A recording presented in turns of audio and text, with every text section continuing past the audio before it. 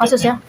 Kelanjutannya perkara klien saya Mbak Uci Claudia, kita mendapatkan kabar dari penyidik, mendapatkan perkembangan hasil penyidikan SP2HP bahwa laporan polisi yang dilaporkan oleh klien saya Mbak Uci tanggal 11 Oktober 2021 telah ditingkatkan statusnya menjadi tersangka atas nama tersangka MS alias MZ. Dari informasi diberitahukan kepada saya, hari ini telah diperiksa sebagai tersangka.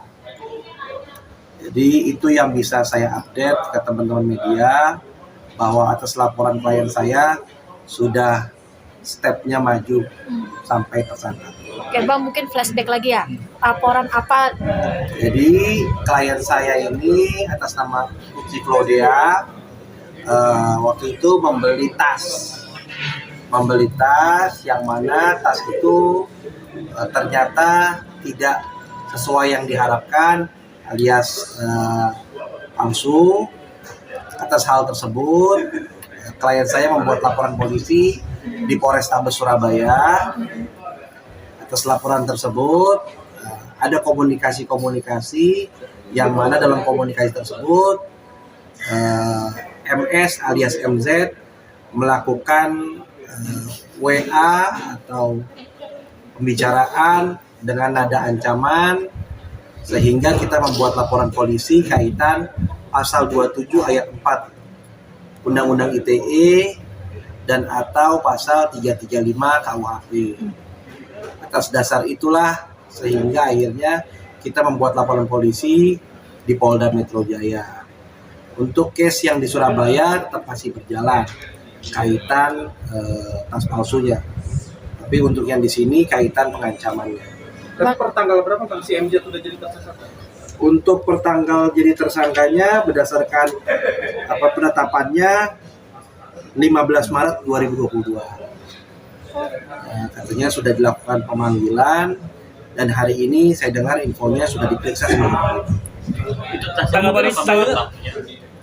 Tanggapan Ica sendiri seperti apa? Tanggapan Mbak Uci, ya beliau menyampaikan terima kasih sudah menginformasikan kepada kepada beliau, dan beliau meminta saya untuk mengawal kasus ini sampai ke meja hijau.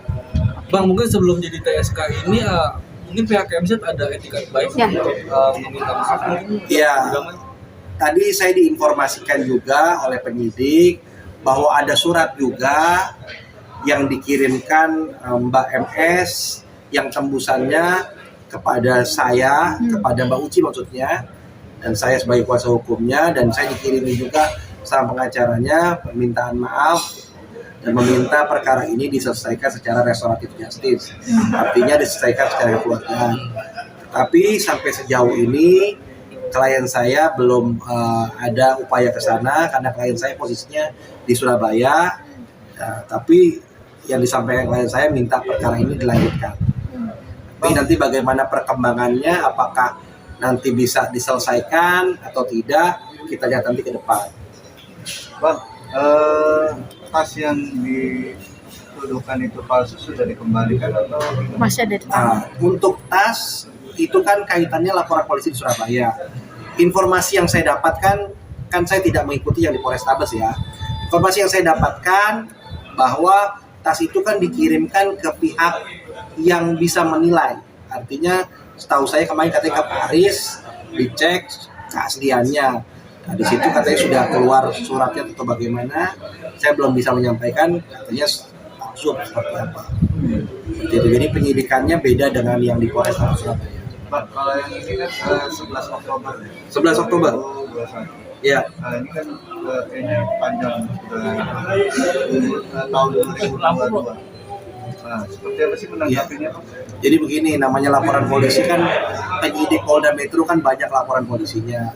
Ya berproses kan dari laporan polisi, proses penyelidikan terlebih dahulu, dilalui mekanisme gelar perkara, naik penyidikan, diperiksa kembali sebagai penyidikan. Jadi saya anggap laporan polisi ya ya dibilang tidak juga terlalu lama, tapi yang jelas kan semua laporan polisi yang saya handle, klien-klien saya pasti akan saya follow up terus biar ada kepastian hukumnya.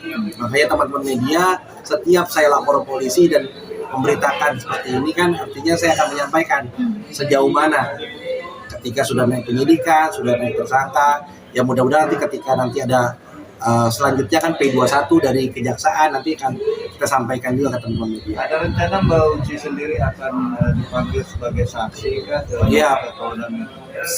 Sementara ini kemarin sudah, artinya Mbak Uci sudah diambil keterangan baik dalam penyelidikan dan penyidikan. Nanti apakah diperlukan kembali untuk sebagai saksi, pelapor atau korban, ya kita menunggu dari pihak penyidik untuk bisa memberikan panggilan kepada kita. Jadi kapanpun penyidik panggil ya pasti kita akan datang. Bang, berarti sudah cukup puas ya? Ya artinya Mbak Uci puas lah. Artinya laporan polisi yang dia buat berujung sampai ke proses tersangka. Untuk ancaman sendiri apa? Kalau ancaman hukumannya ini 27 ayat 4 garis 5 tahun. Bisa ditahan. Bang, ini kan perihal kasus soal ada tas juga. Apakah terus Medina juga sudah terasa tersangka? Apakah perlu ada penahanan atau enggak sih, Bang? Ya, memang pasal ini sebenarnya kalau dilihat ancaman hukumannya bisa ditahan. Tapi karena kepolisian menerapkan kalau undang-undang ITE kalau ada permintaan maaf tidak bisa tidak ditahan, ya kita menghargai apa yang dilakukan kepolisian. Buat kami, buat saya, ditahan atau tidak ditahan itu kan relatif ya. Artinya yang penting proses hukumnya tetap jalan. Nanti bagaimana putusan pengadilan, bagaimana nanti pihak kejaksaan melakukan haknya, karena di kepolisian dan kejaksaan kan beda. Mereka masing-masing mempunyai hak. Tapi kalau di kepolisian sudah ada edarannya Kapolri untuk undang-undang ITE kaitannya seperti ini, kalau ada permintaan maaf sudah dilakukan penahanan.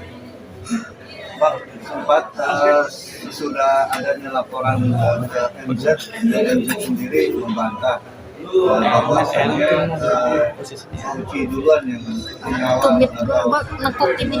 mengawali permasalahan cekcok di media sosial. Ya kita sih menghormati aja apa yang disampaikan pihak sebelah sana. Apapun itu, yang jelas laporan polisi kita sudah kita laporkan. Dan faktanya seperti ini ditetapkan sebagai tersangka. Oke. Thank you. Oke. Thank you. Sip. Ya, siap.